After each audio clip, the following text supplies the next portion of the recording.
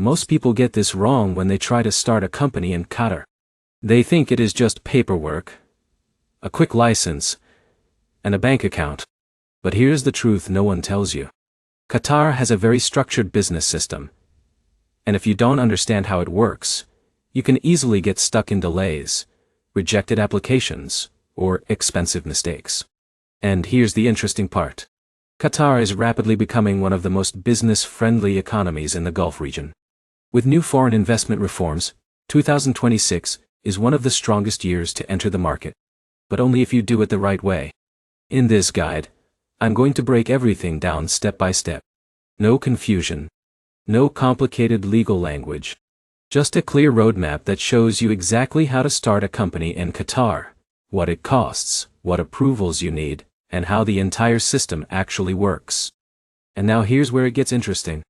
Qatar is not a one-size-fits-all system.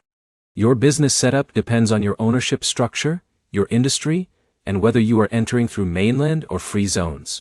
Once you understand that, everything becomes much simpler. Let's start from the beginning. The first thing you need to know is that most foreign investors in Qatar deal with the Ministry of Commerce and Industry. This is the main authority responsible for company registration.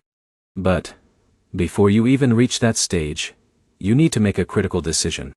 What type of company are you going to open? In Qatar, the most common structure for foreign entrepreneurs is the limited liability company, also known as an LLC. This is because it allows you to operate legally, sign contracts, hire employees, and run a full business inside the country. For example, if Alex wants to start a consulting business in Doha, an LLC is usually the most practical structure. But here's the problem. Many beginners assume they can own 100% of a company in Qatar easily. That is not always true. In many cases, foreign ownership rules depend on your business activity and licensing category. Some sectors allow full foreign ownership. Others may require a local partner or sponsor.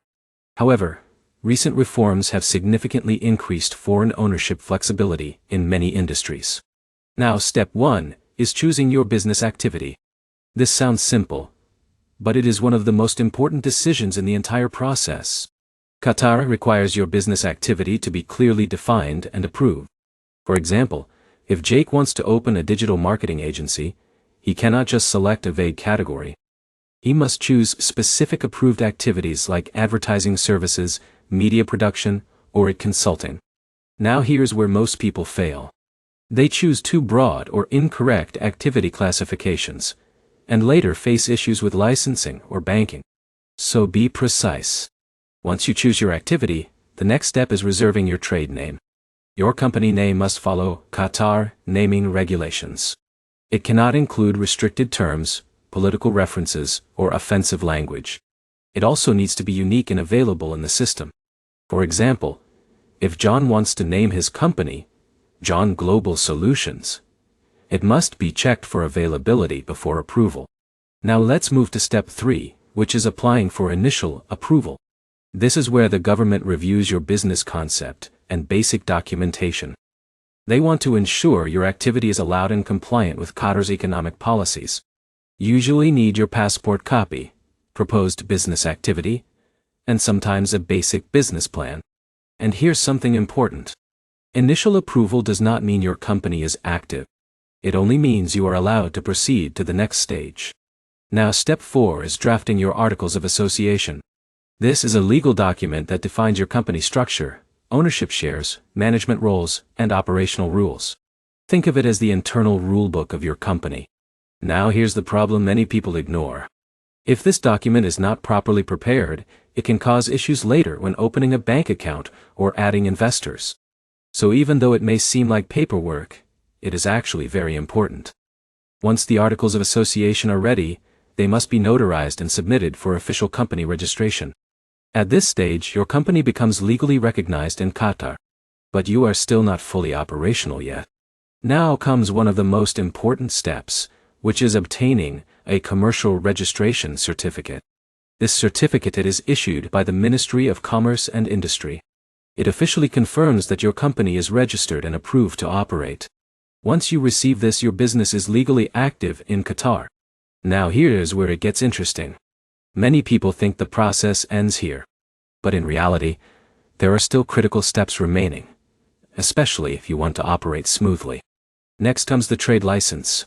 Your trade license defines what your company is legally allowed to do. It is tied directly to your business activity and must match your registration details. If there is any mismatch between your activity and your license, you can face delays or restrictions later. Now let's talk about office requirements. In Qatar, most companies are required to have a registered physical office address.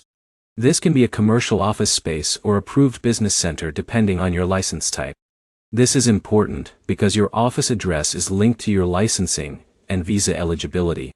For example, if Alex chooses a small consulting company, he might start with a shared office space. But if the company grows, he may need to upgrade to a physical office. Now let's move to visas because this is one of the most important parts for foreign investors. Once your company is registered, you can apply for residency visas under your business. This allows you to live in Qatar and legally manage your company. The process usually includes medical tests, biometric registration, and residency approval through government systems. You can also sponsor employees once your company meets certain requirements. Now here's a key insight. Visa quotas depend on your office size and company category. So planning your office structure correctly is very important. Now let's talk about banking. Opening a corporate bank account in Qatar is a critical step, but it can also be one of the most sensitive. Banks will review your company activity, ownership structure, and expected transactions. They want to ensure compliance with financial regulations. So if your documents are unclear or your business model is vague, approval may take longer. But here's the good news. If your company is properly structured and your activity is clear, banking becomes much smoother. For example, if Jake runs a transparent consultancy with proper contracts and invoices, banks can easily understand his business flow. Now let's talk about cost. The cost of starting a company in Qatar depends on several factors including your business activity, office requirements, visa needs, and licensing fees. In general, you should plan for expenses related to registration, trade name reservation, licensing, office space, and visas. But here's the important insight. The real cost is not just financial.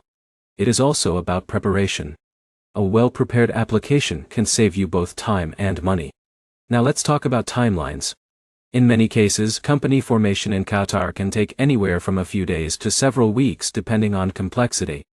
Simple service businesses are usually faster.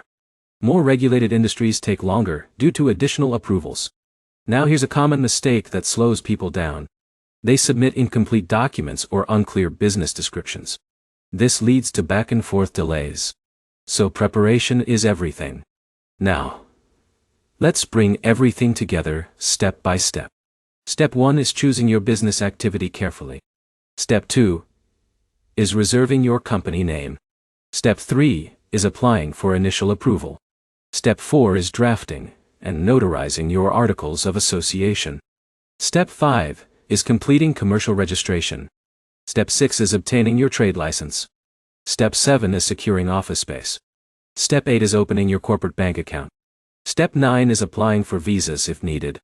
If you follow this structure properly, the entire process becomes predictable and manageable.